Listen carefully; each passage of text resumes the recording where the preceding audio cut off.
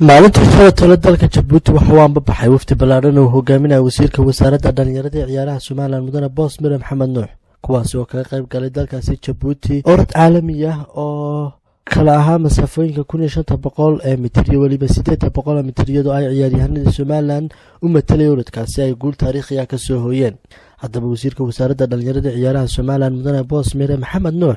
ayaa maalinta shalay waxa uu kulan gaar ah la qaatay safiirka Somaliland ee dalka Jabuuti mudane ambassador Cabdifataax Siciid Cismaan oo isagu halkaasi ku soo dhaweeyay markay waftigu gaareen dalka Jabuuti iyo waliba wasiirka wasaaradda dhalinyarada iyo ciyaaraha dalka Jabuuti iyo ciyaaryahanada caalamiga oo kamid ahaa ciyaaryahan kale ayaan leh oo ah orodyahan caalamiga. intaasi kadib gelinka hore maanta waxa munaasabad qada Sharaf uu sameeyay waftigii wasiirka dhalinyarada ciyaaraha Somaliland oo ay kamid ahaayeen la taliyaha wasiirka mudane xasan waraabacade iyo gudoomiyaha xiriirka ciyaaraha fudud ee Somaliland mudane Mustafa iyo ciyaaryahanada iyagu matalayay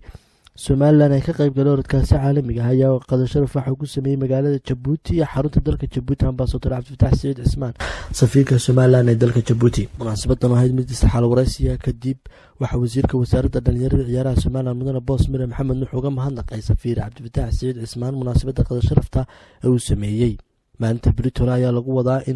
in uu wasiirka wasaaradda dhalinyarada ciyaaraha Somaliland la kulmo dhigiisa dalka Jabuuti isla markaasna iska xal wareystaan xiriirka dhanka ciyaaraha iyo dhalinyarada ee labada dal ee walaalaha Somaliland iyo Jabuuti.